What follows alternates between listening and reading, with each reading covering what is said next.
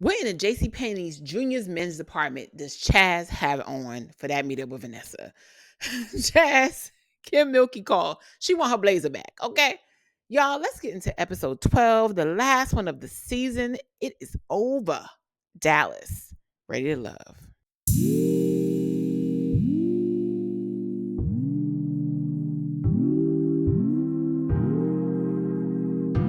Hey, y'all, it's your girl Tammy, and we are back. It is the finale. It is over. Well, almost over. You know, we got the reunion to come, but it is over. For Ready to Love, honey, we are at the final episode where everybody got to choose. And of course, we right back at it with a food moment, honey, because if it's anything Tommy's going to show us, it's going to be some cuisine up in here. And so everybody that is lasted throughout all of this mess is finally meeting up in a park for a cookout. Imagine the betrothed of the last part of this thing, Black folks meeting for a cookout. Hilarious. Anyway, everybody's getting to the park. They're excited to see each other. They know they're in the last throes, whatever's going on. Justin shows up and he's excited to see Mika. You know, Chaz and walked himself on through here. Vanessa's popping through along with Patrice. And, you know, everybody's kind of vibing and getting along with each other, but there's a little bit of a tightness in the room because Alonzo's sitting down and in walks LaRon. And, you know, I'm sure everybody knew what was going on because I think it went on online or whatever about how many people were actually there at the night of the incident, him and Maya. And everybody kind of knows what's happening, but they sort of pussyfooting around the situation. But everybody is clear that today is the day to make a decision. So Chaz ends up sitting down with LaRon and they start having a conversation. And Chaz is like, how's everything going? Because just like when he made his re-entry after his mess, he's trying to find out what happened with LaRon. And LaRon begins to explain about how him and Maya went out. They went out to the club with each other. They weren't supposed to go outside of the process. Things got heated when Maya was talking to another guy. And, you know, he was actively talking. He said he went to the bathroom. When he came back, she was still talking to this man. He was not feeling the situation. And he said that he ended up calling the situation a bitch. And he's claiming that he was pissed off about the situation. He went outside to talk to somebody about it. And he was frustrated with it. And he was done. And they kind of ended up mincing words. He wasn't pleasant in his conversation with her. It left her uncomfortable. We kind of revisited this on the last episode. Anyway, it's a tight situation that they haven't, I guess, been able to get around, or either they have been. It's kind of weird. Otherwise, everybody else is just sort of figuring out what's going on and how's everything flowing. And we end up seeing Chaz later on sitting with Patrice and Vanessa. So Chaz is sitting with Vanessa and Patrice, and over walks Maya. And Maya pounces into the group, and LaRon is like, oh, God. And I don't know what this vibe is, y'all. We're going to talk about it in a few. But she basically asked LaRon in front of everybody, like, hey, do you want to go somewhere and talk? Because she sits down next to him, and they're like, okay, what's going on? And LaRon's like, you know, okay, you want to talk now? And she's like, yeah, let's go ahead and talk somewhere. You want to go? You don't want to go? He's like, nah, we could go. So they go ahead and walk off, and everybody's like, oh, where are they heading? And everybody's like, oh, I guess they're going to talk somewhere. Chaz sits down with Vanessa and Patrice, and they have a little chit chat. And of course, they're, you know, Chaz is down to his final two, of which he can't make a decision. And they're basically sitting there telling him, like, hey, you know, it's down to the last minute now. You know, we not sister wives. We could be. We get along so well. Again, not really sure why Patrice is in the mixes. As we talked about before, Patrice already has a love interest. Her need to insert herself into the situation is so cringy. And she basically is saying, like, hey, at some point a decision got to be made. Because, you know, at the end of the day got to end. And Chad says, yeah, on both sides, highlighting that, hey, Patrice, you have another connection. It's just me and Vanessa. But you have another connection, and ultimately you have to make a decision too. And she's like, I guess that's true. We already know how we want this to end, but we're going to play along. Fast forward, LaRon and Maya sit away from the group and have the chit chat. Let's get into it. So the mess of this conversation ensues with Portia Jr. and Dennis Jr. as they have this ridiculous conversation. And they started talking about, again, the incident that occurred and how it was uncomfortable. I thought we kind of addressed this already. And I kind of agree with LaRon at this point. I thought we were over this because I thought that they had had a discussion. Maya's saying that she's still upset about the situation and ultimately how their other conversation ended. And she wants to get clarity because she's not sure she could be with somebody like this. She's a very chill person, and LaRon's interactions are not something that she likes, and it feeds her back to a time in her life when she dealt with somebody who was a bit too aggressive or too abrasive in a situation, and she doesn't want to go back there. Completely understand, and not really sure why production is dragging us out with this point, but they're back and forth having this conversation.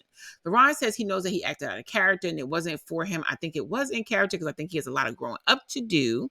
But he says that he's upset that it upset her, and ultimately that wasn't what he wanted to do, but he was not comfortable with the way that things went. And then Maya is saying that at the end of the day, I'm a social person, I'm a social butterfly, and I don't appreciate being with anybody who's not going to be comfortable with that. Ultimately, when I go into places, people want to talk, they want to have conversation. LaRon feels like the conversation wasn't maybe appropriate, or ultimately feels like she was trying to play him, that she was in the club trying to holler at another dude while you're in the club with me, and I wasn't feeling that situation. He also doesn't understand why they're just now having this conversation for the first time when he's tried to contact her before now, and it's only when we're on camera that this conversation is being had. They start going back and forth, and she says, well, ultimately, you can't control me. I don't want to be with anybody that's this controlling, and you don't feel mature enough to have this conversation. He feels like he's not trying to get played because he did try to contact her multiple times before they met up today, and it wasn't until we were on camera in the park that you now want to have this deep divide, invasive discussion about what occurred and the take apart. He ultimately feels like he's not trying to be played for a simple on camera. Maya says that she doesn't feel like he's mature enough to have the conversation. It's the back and forth, and LaRon gets up to walk away. Now, here's where we go and deep dive a little bit more. Okay, so there's multiple layers to this. I feel like the conversation I've been seeing mostly around this situation seems to have something of where things have to be mutually exclusive. I do not think that that is the case. I genuinely feel like two things can be true at the same time when it comes to Maya and LaRon. One, they do not mix. They're oil and water. Ultimately, this relationship should have ended before it started because LaRon shouldn't have still been here and Maya should have been right behind him going home. She wasn't into Will 2.0 either. He doesn't make enough money for her. Portia Jr. and Dennis should have been split apart, honey. There is no Pilar, so they did not need to stay. But anyway, I feel like two things have been flying around that I think we're not willing to accept, which is that one, LaRon is absolutely not the right guy for her. He needs to work on his energy and his attitude towards situations. He needs to have more security because he pulled the same mess with Koshia. And he also needs to look at the hypocrisy that he's going on and work on his possible anger issues. That can manifest into something else. I'm not saying it has. I'm not calling him an abuser. We don't even want to have abuser junior energy, okay? We don't need no gateway energy. You need to work on your situation and go to therapy and work through your anger issues. However, the other side of this coin to me is that Maya is ultimately playing games. And I get the vibe, especially when they talk to her ex, that, even with the whole situation with Koshia at the house, I get the vibe that, she's a girl who's pretty, who likes to be liked. And I say that to say that I feel like the way we're handling this feels like it's not being honest, in the sense that if this was reversed and LaRon was out with her in the club and they're supposed to be getting to know each other, right? This is Ready to Love. They're on a show together. It's supposed to be about a love show. And this person, and he was flirting openly with some other woman, and she's in the club with him, and she came back to camera X amount of days after they had gone out and told us that she was not feeling how he was talking to this woman. He was engaging with this woman a little too long, and it ultimately felt like, hey, if we're out, why are you out with this person? That we would have been like, oh no, he's not the right person. You can't be like that. Whatever. You're on this show. How you be Ready to Love and you still flirting with women in the club? We would have went off. So I feel like there has to be some authenticity to lending the idea that if you're out with somebody, and again, this is probably why people shouldn't go out on a show, or they need to change the format on how they meet each other. But if you're going to go out outside of this show, there need to be some reality rules played when it comes to this. I also feel like part of this felt like a setup, and that's ultimately what annoyed him more than anything. Past the fact that he is not mature, it did not help that, honestly, this felt like production set them up to have this conversation, and he felt like it was inauthentic. Because I noticed that when LaRon walked away, he was walking away. Maya got up and followed behind him, and then proceeded to go, be louder with him. Then production rolls in, and of course, they're trying to calm them both down, but he keeps saying like, hey, I hit you up. Like, I called you before we met in the park, meaning that this does not have to be the first time that we ended up having this in-depth conversation about this. Why do we wait till we on camera to now have this conversation? Now, you are on a reality show, we get that part. But the reality show conversation where they sort of hash through this could have been them talking to the side about how they talked about it on the phone and work through it versus getting that first level of anger. So clearly there's like a scripted production part of this that feels inauthentic. And I think ultimately he was pissed about that more than anything. Like, don't try to make me up to be the bad guy that never tried to get in contact with you prior to now. And when I finally do talk to you about it, you're letting these like raw feelings out that I thought that we worked through, or at least we got over. Even if the get over part is like, hey, I don't want to do this. And I feel like this played out again with Tommy. Now, like I said, again, Maya is not responsible for LaRon's feelings or insecurities regarding him dealing with her being a sociable person. And ultimately, I feel like that's in a situation with anybody. If you are dating someone or you're meeting somebody for the first time and they show you red flags to where they can't handle you being an engaging individual, and if you're somebody that is clearly somebody who is a social butterfly that likes to be around and talks to people all the time, cool. You and that person should not even connect further than, hi and bye at that point, or just remain friends, because it's clear they're not gonna be able to handle it. And I feel like he told her that when they sat down on that clip on OWN. I talked about that last week. Check out the episode where he said that he was possessive. And she still said, let me go ahead and do this, even though she had had a prior experience with somebody that was, I guess, possessive, and it manifested in a negative way for her. I feel like when you saw the red flag, you drove right past it for whatever reason. I do not understand. They don't get paid enough to be on the show, so I don't get it. And I don't think she's responsible for LaRon having to check that. Like I said, working on his anger issues, working on whatever he's got going on. Stop always blaming the East Coast. People have common sense. So stop using that as an excuse, saying I'm from Jersey. But I also feel like it was clear that they were really trying to constantly dig the knife in this particular situation, because when they came to talk to Tommy, of course, Tommy shows up. He's got his Forever 21 shirt on. He's talking to everybody in the white jeans, asking them how the barbecue's going, and talking to the entire crowd, because they come back after the whole incident, and the group can see that they're having this like argument, and the productions got involved in what's going on. So they clearly calm them down. They sit down at the picnic tables with the baby shower arch, and they end up having a conversation about what just went down, and ultimately not what just went down, but how everybody's feeling about their connections. And they end up talking with Maya and LaRon, and Maya basically said that she's going to remove herself from the process because her and LaRon just don't mix. Like, she feel like she got out what she needed to say to him. They do not connect. There's not a maturity level there that she needs. And she just feels like she's ready to remove herself from the process. He asked LaRon, how does he feel? He says that he feels the opposite. He thought that when him and Maya talked, they got over their issue and their situation. So he's not really sure where this is coming from. Tommy asked them both to stand up in front of the class, honey, so he can give this one-on-one speech about, hey, I want to understand how you're feeling and what you're doing and where you're going and how you be. And ultimately has this conversation with them about like, hey, are you sure that this is what you really want to do? Sir, she has said that she wants to be removed from the process. Allow that girl to leave. And LaRon is ultimately saying that he just can't understand. And I do think that that's where the maturity issue comes in. You have to understand at the end of the day, you cannot be aggressive with someone and ultimately think that that's not going to be something that makes them feel frightened and uncomfortable. However, and I have to keep saying this because I feel like it just feels like a setup, because the way that they had Tommy continue to drive to ask her exactly what went down and to dig more into the details, knowing that he knew the story already, it felt inauthentic. It felt like they were just definitely trying to drive home the point of Maya wanting to exit the situation because she felt uncomfortable. She felt scared. We get it. And I feel like they should have just let her leave before they came back. They should never even been allowed to return to the picnic tables. But for whatever reason, they allowed them to come back there and really drive that point home. But like I stated last week, and I just want to point this out again to me, it's just my opinion. Everybody can feel differently about how they feel. And of course, I want to know y'all feelings in the comments. So, drop down below and let me know what you think.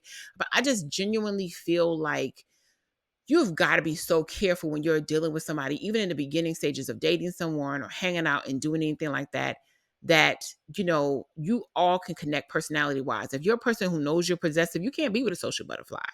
And if you know you're a social butterfly, you're going to have to be really cool about how you deal with that. But I want to say this for the social butterfly people. It's going to become an issue when you don't check certain behaviors. I'm trying to imagine the night, but because of LaRon's energy with Koshia, I'm more apt to believe Maya about it just being something casual and him tripping, because he did that with Koshia. But I feel like in a way, I may get the feeling that, Portia Jr. got a little bit of energy with her that gives flirtatious. And I feel like if she was talking to a guy and they were hanging out and it was getting a little too close for comfort, and you're out with somebody who, yes, is not your man, he's not your husband, but he is somebody that you're trying to talk to, I feel like there's a way you got to deal with folks. You know what I'm saying? Like, you got to keep people at arm's length. And I don't mean like, like you have to act like you don't know the person, or you can't have conversations with any man. But just like, you have to respect the game of life and the situation. And the other reason I say this is because something that we don't talk about enough when we have these conversations is about the level of like danger and problems that are occurring more and more in the world. Recently this doesn't excuse the behavior, but it just says that you have to move smarter. And the reason I'm saying this is because recently there was a news story that came out where these two young girls were harassed by this man, and nothing about what they did invited his anger, and he ultimately stabbed one of them to death because of the fact that he wanted to talk to this woman. She was not interested. They're very young girls. I don't know how old this guy was. They finally found him like in New York City or whatever, but it was one of those things where we've heard about incidences like this all over the country where women are just trying to like get a drink, do whatever, mind their business, and some man comes up and he feels like he owns her for the rest of the night, or he feels like he wants to keep talking to her. And ultimately, when you're out with other men who you're hanging out with or whatever, they kind of maybe roll into a protective space. Now, LeBron rolled into a jealousy space, but I do feel like they also roll into a protective space, and they ultimately become responsible for your safety if they're a decent person, whether or not they want to. And so we have to think differently about how we move, just like your friends become responsible for your behavior. Because ultimately, even if people go, well, oh, you're a grown adult, you can do what you want to do. How many times have we seen women out with friends, and if a girl is really, really drunk and something happens, everybody's like, where were her friends at? So you making the friends responsible, but she was a grown woman that, had her own engagement, her own agency to do what she wants to do. People are like, oh, where were her friends? Where were her peoples at? Why wasn't somebody involved when she had this many drinks? Why did somebody make sure she whatever? We do have a sense of duty to the other people that we're out with that night to make sure that we're handling ourselves in a way that doesn't get necessary danger involved. And I think when you're out with men, the issue becomes, am I going to have to mess somebody up if they disrespect her? And so I think there's an element to that we just have to take into account. That's my only point. Nothing to belabor it past that issue. Maya and LeBron don't mix. It should have never been a thing. Tommy thought the same thing. Let them go on their way. He lets everybody else know that the men are going to introduce their families to the women and see if they're a match. And let's move on to the next date. So next up is Mr. CHAZ and Krishan Senior, Honey Patrice. And so they are meeting up with CHAZ's brother, Tracy. I can't remember if he said that him and CHAZ were older, but CHAZ can't wait to tell us that his brother working in law enforcement, honey. And so here comes Miss Patrice working at her clear heels, ready to, get her slightly conservative on. I noticed that Patrice changes like the wind or chameleons whenever she is meeting certain people. And I guess we all do on some end. She's meeting his brother, but she doesn't want him to see the tattoos, of course. So she got the whole thing covered up, honey. But she does look really cute. It's a cute meetup. She's letting us know, look, I'm feminine and flirty. I can also be very adorbs. She's putting on her representative per usual. And she sits down with his brother, Tracy, who CHAZ cannot wait to let us know he is very high in the law enforcement, honey, and he's very high in the military. Sir, we do not care. I was like, CHAZ is doing the most. I hate people do that whole like they want to pull rank, honey. I don't consider anybody that doesn't have a parking spot at the Pentagon to be considered high in the military. So maybe within his branch or his rank. I mean, I don't even know if it was his branch, but I'll just say basically within his unit, he might be somebody. But right here, he's just a regular person to me. So Patrice and CHAZ, start talking, and Tracy starts talking with her. She says like, "Oh no, you want FBI me?" Because that's really one of the fears that most women have in general. Like, I don't know how many women feel this way about dating men in law enforcement, but anytime like you hear that, it's kind of a red flag, even if you don't mean it to be because of the person's occupation. Because we've heard some scary stories. How many people break up, but somebody used to be a cop, or somebody used to be in law enforcement. It's a questionable situation. Things have occurred, so people try to be careful. But ultimately, Patrice doesn't sound she's too afraid about her background check, and he starts to interview her in that way. Sideways, we also have Justin, who is meeting up with his brother and Mika. And I onesie, twosies, these things, I don't do like the back and forth. We're going to go by one date and then the other. So right now, we're going to focus on CHAZ, the captain, and Krishan Senior. So they're sitting around the table, and Tracy begins to ask her relatively, decent questions. He basically asks her where she's born and raised. Patrice calls him Atlanta. He asked her what she does for a living by trade, and she ultimately said that she is a massage therapist. And he says, "Are you licensed?" She said, of course I'm licensed. And she says on the weekends, she drives the celebrities around town. Again, Patrice, honey, you drive a Sprinter. Do you only drive celebrities or do you also just drive regular everyday folks? I don't understand where the money's to be made if you're only waiting to celebrities come in town. We get it. You drive Beyonce in them, but do you also drive everyday folks in your Sprinter as a party van trying to make money? So, but Patrice has always put, I got to be 20 on 10, honey. So she lets him know that, she has these two gigs going on. She lets him know that she's, interested in CHAZ. He ultimately asks her, like, why is she in the process? And, does she have another interest? She says she does have another interest. And this is what the difficult decision has been for her. She finds CHAZ to be warm and smart and all of the beautiful things. And, he's connecting with her. And CHAZ is pointing out the fact that Patrice's, consistency and her compassion and stuff has been the thing that's been really attractive to him. And she came later in the process. They ultimately have a good chat. At the end of the chat, the brother says, I love your nails. Yay. The fact that that was a recurring theme with him made me wonder about some other stuff later on. But he ultimately says, once Patrice leaves out the door, she's beautiful. She seemed genuine. She seemed like a legit person. He doesn't think that she's fake or phony. So he thinks that, she definitely could be an option for CHAZ. Patrice says after leaving the conversation with the brother and CHAZ, she does feel like CHAZ could be somebody she could see herself with in the future. CHAZ tells his brother that the things that he mentioned about Patrice, he wants him to keep in mind when it comes to Vanessa, because those are the things that made him question whether Vanessa was really for him and gave her a run for her money when it came to Patrice. Okay, so next we meet up with Justin and his brother and Mika, and they are our second date in tow, as I stated before. And Justin lets his brother know that he's interested in him meeting somebody. He's finally met somebody in his life. He wants his brother to know that, Mika is stacked. He wants his brother to know that right away. She's gonna throw you off. But she's a sweet young lady. He think he can see a future with her, and he just wants his opinion. His brother is like, cool. This felt to me like one of the most authentic meetup moments and dates. You could tell him and his brother have true contact and energy. He lets him know, like, look, avert your glances. Because, I'm saying? I'm just letting you know. You know what I'm saying? She's shaped like a video girl. So Maya comes walking in, honey. Another pair of clear heels. Yeah, let me know, Dallas DSW girls, that the only shoes y'all got in town. I've been seeing them throughout the season. I don't understand people with the plastic shoes in the front. I don't have a problem with clear heels.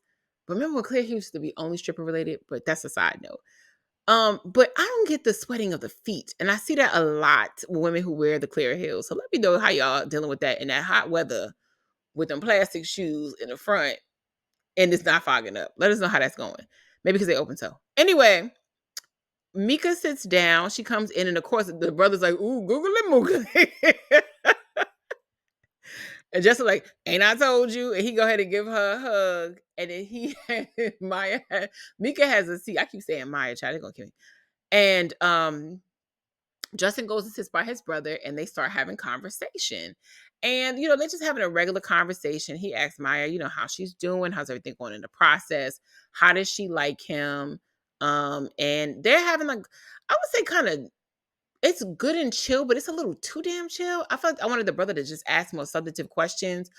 He does get into, how Justin, prior relationships were a little bit. And Maya asked him, like, hey, were you around for his ex? And he says yes. And, ultimately he repeats the same thing that has been bothering her about Justin. And something that they talked about was that ultimately Justin likes his space. And I think in the last relationship, that's something that ended up causing the breakup. And he says, he definitely is a guy who cares about, like, his personal space or whatever. And Justin kind of reiterates that same thing and sort of chimes in. And you can tell that Maya's genuinely annoyed, because I feel like they've gone over this multiple times, and, we right there with her. Like, you said it 10 times, so you don't need to keep repeating it. But ultimately, you cannot be in a relationship with somebody if you are not prepared to share space with someone else. And ultimately, somebody who has children, if it gets that serious. And so I understood where Justin was coming from and not wanting to rush things. But if he is not prepared, it's just not going to be a good idea. They continue on, boring conversation. It's clear that, Mika gets along with the brother enough. They have a little bit of conversation, and then she goes away. Justin talks with his brother. He says, what you think? I told you she was going to be stacked.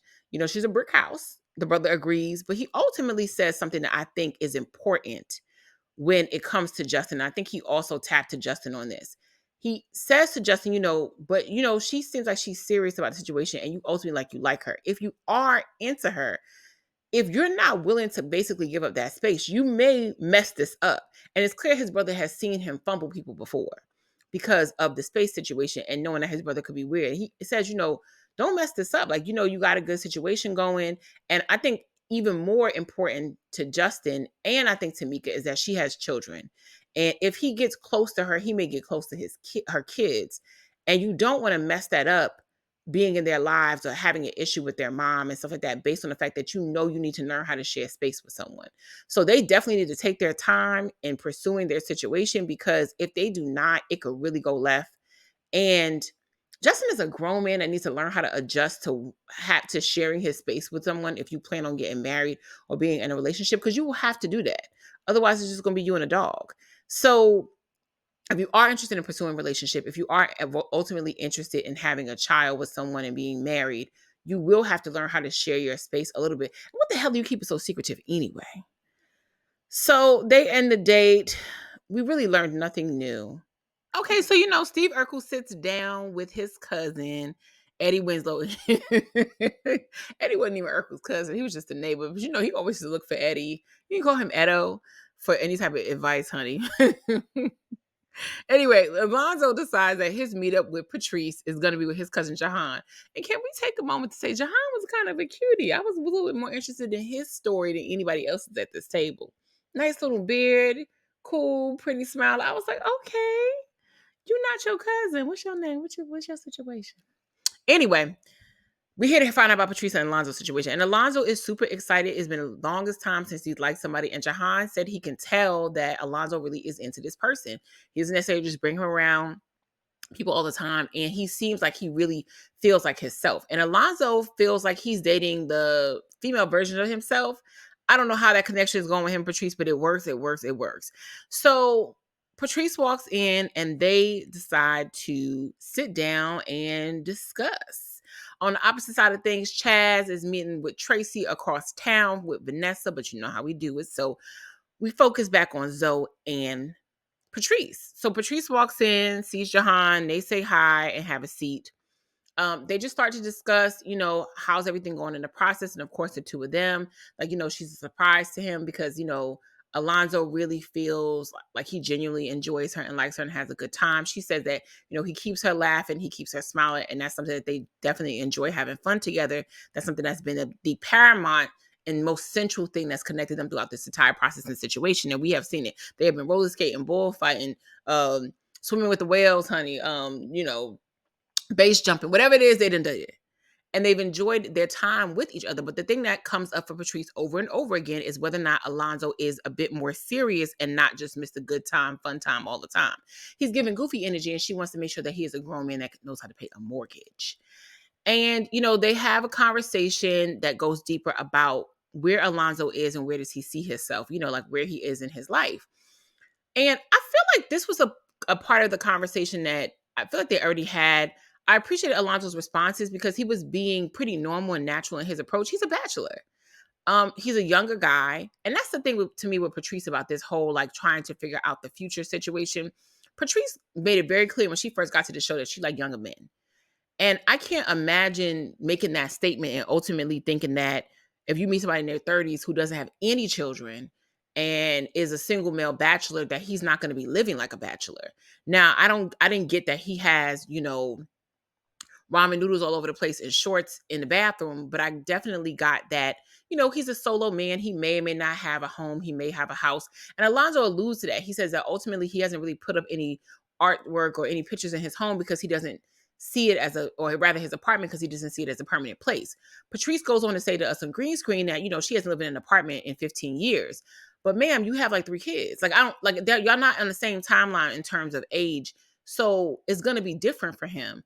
And, I'm not a person who, goes too hard on people who do or don't have a physical home as far as actually owning a home, because that's just a personal choice in terms of whatever. That doesn't speak to whether or not you know how to have good money management or whether or not you know how to be on time with your bills and all those other things. Having a home does not negate people from being financially irresponsible. So you can have it, not have it. Some people choose to wait until they get married, until they feel like they need that much space to do that. Some people believe that they never want to do that. Me myself growing up in a city, and then live in other places. It just depends on your economics. Some people live in a home for the entire period of their life. I mean, I'm sorry, in a house for the entire period of life. Some people live in an apartment the entire period of their life with their whole family. It depends on your economic situation and how that apartment looks. So there's a lot of variances to the situation. But I got what she was saying. But when I listened to him, he seemed pretty thoughtful in the fact that he is ready for that next level. One, it has to be the right person, somebody he could be himself around. And then two, he is prepared to do that. He just hasn't taken those steps because he hasn't met his wife. And again, because Alonzo was a little bit younger than Patrice, it makes a lot more sense that he would be somewhat of a bachelor compared to her, who has young children, or she has 3 kids, I think, or has had, I don't know if the kids are still young, but Patrice has lived a little bit of life and she's needed the space for her and her kids. And so it just would make sense. I didn't get that he would be trying to, even though they give mother son every step of the way, I didn't give sugar baby here. You know what I'm saying? I felt like he would just ultimately do that. And anyway, when you get married to somebody, y'all may go ahead and buy a custom home or whatever. Anyway, there's so many different variances on living. So once they got out the way, Patrice did say that she does enjoy the fact that he is a good time and she's not trying to be living a stuffy life. She said that the one thing that she does love about him, and she thinks that, maybe his answer was good and that he's been waiting to build his home with his queen, is that they have a good time together, honey. She ain't trying to die at 54, because some people get real boring at that age. At 40 years old, they give up and it's just bored, go to work every day, do nothing. And she's like, look, we like to have a good time. I got a little spunk left in me. I got a little, gas left in the engine, and I want to make sure I enjoy my life. And Alonzo seems to be prepared to keep her in smiles and laughs and butterflies. The cousin likes her. He definitely enjoys the fact that she lets him be himself in all his wacky, weird ways. He can be Steve Urkel or Stephen Arkell, and she loves him the same. And Patrice definitely can see herself being with him long term. I like them together. Now that's out of town. Vanessa finally sits down with Tracy and CHAZ, and you know, this is this reservation energy going on. You could just tell the energy is a bit different with Vanessa. You can tell CHAZ has kind of been talking a little bit of mess about her, but also he claims that when he comes in like, oh, I've been talking great things and telling my brother great things about you. And the energy around that conversation suggests that he's definitely been more questionable about her. CHAZ goes on to say that he did want to address the fact that he felt like when the thing happened at the lake house, that Vanessa, he felt like could have gave more understanding in that moment. And Tracy ultimately addresses it with his cadre of questions. He gonna get it, ladies. And Vanessa says, look, I understand how you felt, but I feel like in that moment you also abandoned the women that were here for you with no explanation and just left. Like you had consideration for yourself and your feelings, but not consideration for those women's feelings. And ultimately that is really true, because by that time of the night, she pretty much was only there for him. That was her only connection left. And he just sort of left out, didn't even talk to her. What would have been the harm in you asking Patrice to go get her and letting her talk and say, hey, I know how you feeling. I just want to go home. And I think Vanessa would have respected that choice. But the fact that you walked out, left her and Rashina out there to dry, not really saying too much, especially Vanessa, because Rashina also still had another connection. It was just corny. It was corny and it was lame. And you're a grown man. What the hell was he crying for in that room? Nobody was pressuring him to choose all these different women. He could have always cut that off. He never had to say yes to Patrice in the kitchen that same trip when she was not an option all of those weeks. And you only had 2 connections, sir. It was just 2. You're an accountant. Do the math. The brother went on to say that he understood where CHAZ was coming from, but the brother also tried to, have his brother back. And he was like, well, isn't this a show about when you have multiple connections? I mean, correct me if I'm wrong. And she said, yes, I had other connections too. I had 2, not 10. And then we tell you, the brother said, oh, valid point. That backfired, because he was like, 10 is a lot. Like, ultimately, is she really wrong, or are you trash, CHAZ? And, she basically went on to say that she understood the premise of the show, but she's not sure how authentic she feels about CHAZ sometimes, because his indecisiveness is uncomfortable for her. She's not trying to crowd him in his choice or make sure that, he only chooses her, but their connection was authentic and she played to that line. When Vanessa got involved in the situation, she didn't pick CHAZ only and not talk to anybody else. But as we're dwindling down, you shouldn't still have 15 other choices, or 11, even though we only had 10 women here, such as production told him last episode. So She seems genuine. The brother walks away. He said he does like Vanessa. She seems very sure about what she wants and who she is. CHAZ does have a decision to make. He does see that there's a different energy with her, but could she be thrown off by the fact that CHAZ wasn't very direct and clear? He could see a future with Vanessa as well. And CHAZ has a difficult decision to make. We appreciate Tracy for his time. He loves her nails as well. And I'm starting to wonder if he has a fetish. Let's be honest. That nails question at the end, I don't know if that was to try to make him seem more human. Sir, this is not a lie. Detective test. Calm down. But they end things. All is well. Let's move on. Child, so we finally got to the moment of the mess. And can I tell you, why was CHAZ dressed like a neo-Nazi, honey? What was he wearing? We already talked about this. Like, I don't understand, sir. You have no mirrors, no friends at your house, nothing. Why did he have that on? What was with the suspenders backed up off the back with the tight jacket on, the blazer? It. Who decided that he should enter onto the scene like this and that we would not say anything? Jokes for days. Anyway, Vanessa has a very pretty, red dress on. They meet at the waterside, honey. They have a little seat. They have a sit down. And, ultimately, Vanessa goes into the conversation about the fact that, she thinks he's a really great guy. He bought her some flowers. They look half dead. Anyway, they're giving grocery store back aisle. It's not even giving like front container when you first walk in. It's not giving flower shop. It's not giving 1-800-Flowers. It's not even giving telenovela flowers. You understand what I'm saying? It's not giving Amazon delivery nothing. It very much gave back of the grocery store behind the bread aisle somewhere on the side.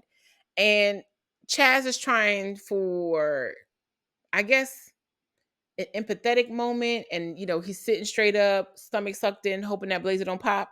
And because it's tight as hell. And him and Vanessa start having a conversation. And Vanessa ultimately says that CHAZ is a really great guy and she's enjoyed the energy from him, but she is not always seeing that displayed from him. And she ultimately feels like she's seen him choose himself more in the process than he's necessarily chose her. And that's not something that she feels like she's into. And he says to her that he feels the opposite way, that he can't agree with that. She's not asking you what you can agree with, sir. She's letting you know that you make decisions, much like that horrible ass outfit, that she wasn't always feeling. And he lets her know that, he feels like she mostly thinks about her feelings in the situation, and the relationship is about two people and how they feel, not only what you want, but what the other person wants and what they need. And he does not feel like she can give that to him. And so he's glad that she's sort of choosing herself, because he also decided that he wants to do the same thing. But she said that she's choosing herself. And you can tell he's heated because she gets it before he gets there. And I'm not really sure CHAZ came into the game thinking that. We'll see on the reunion if that's what he says. But I feel like he only said that after she said what she said.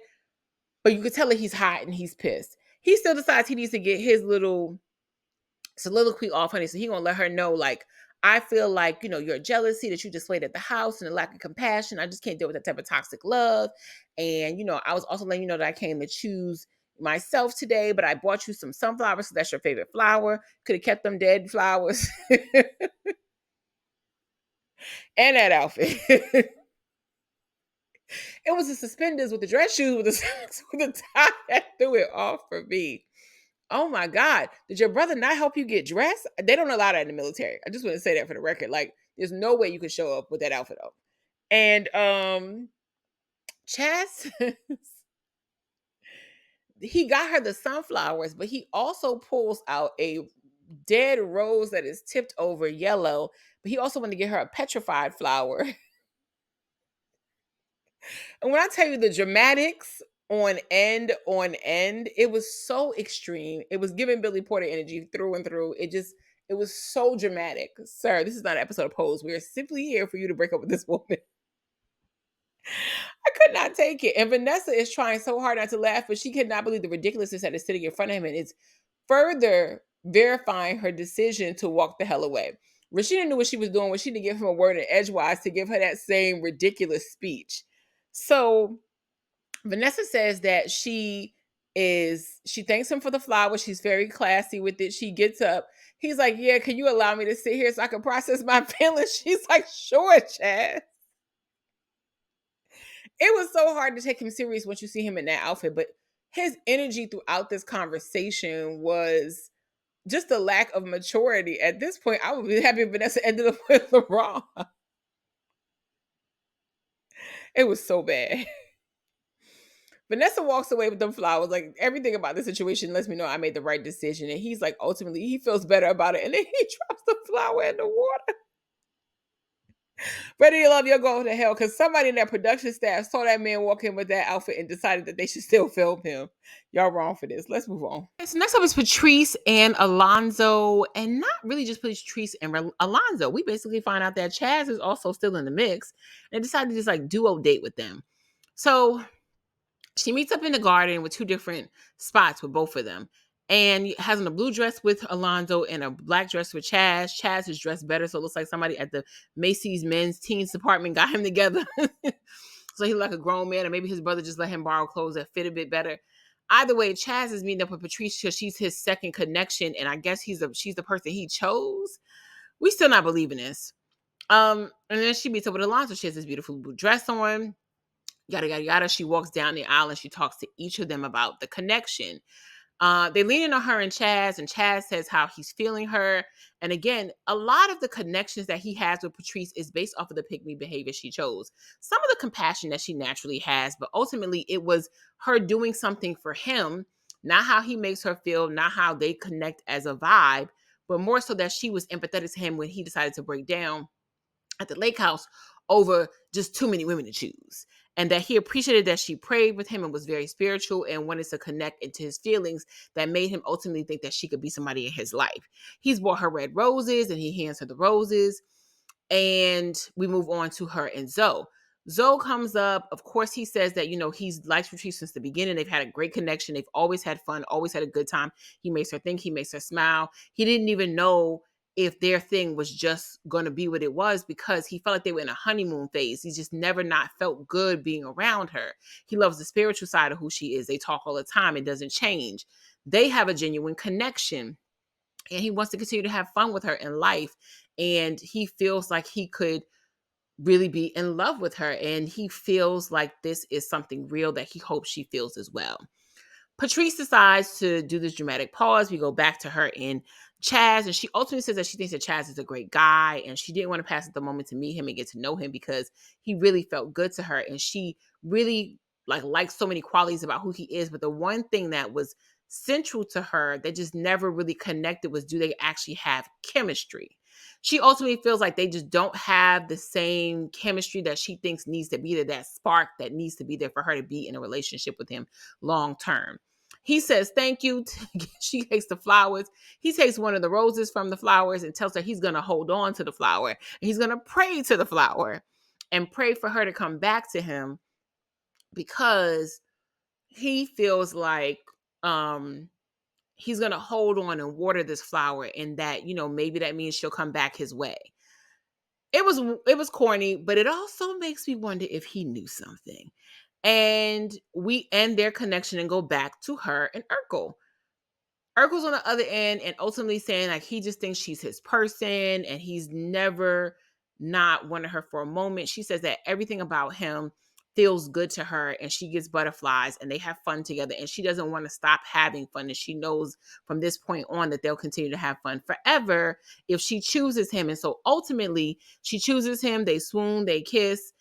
It's a connection. And let's move on to Justin and Mika. So last but not least, to the connection that I feel like is the most genuine and honest, we get to Justin and Mika. And Justin meets Mika somewhere in the middle of Houston, honey, on a lock bridge. Why every town got a lock bridge? Ever since Paris, honey, and that's all we see now is a lock bridge, lock bridge, lock bridge. So I guess it's a love bridge. People put their little locks on there and wish for things, honey.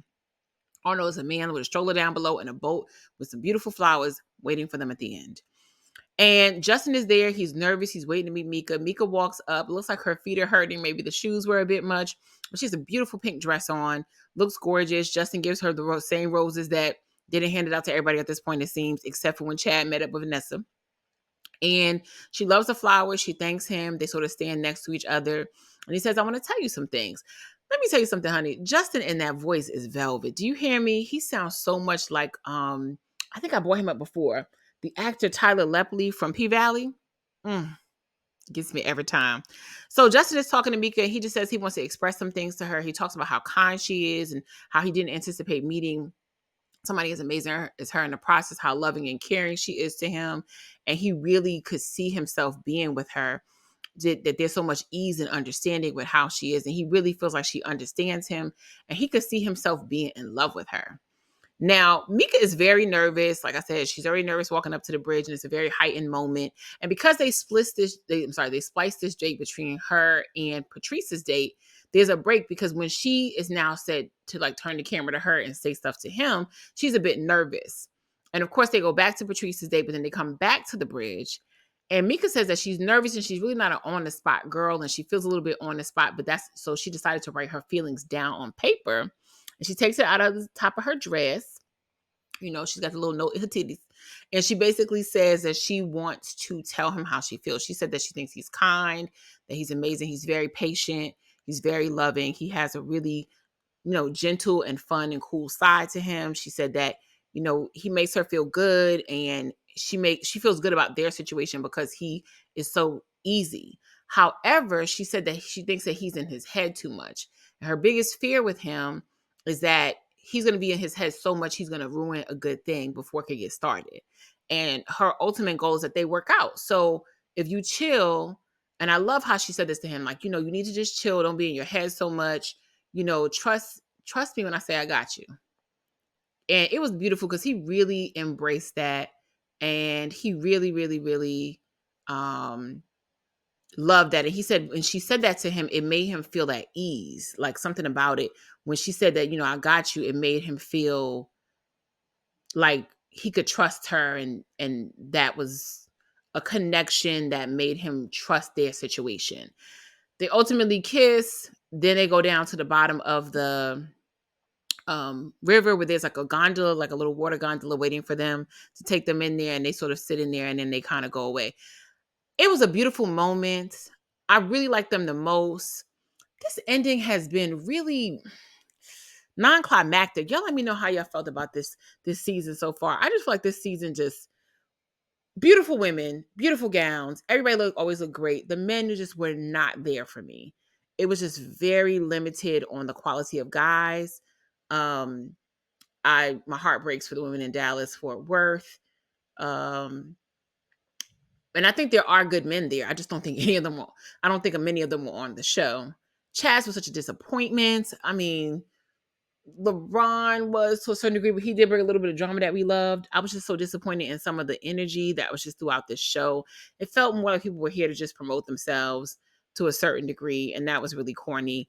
My only like from this season is Mika and Justin, and I can't even love too hard on that because Ready loved and played us so much. Let me know what y'all think in the comments. Did y'all like this season? Did y'all feel like there were going to be any genuine connections? Do you feel like there was a genuine connection that came from here? Do you think that some people should have revisited their choice and gone another way?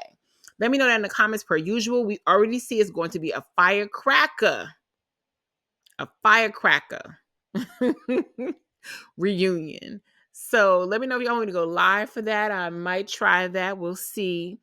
And I love y'all. See y'all in the next one. And I definitely will see y'all for the reunion.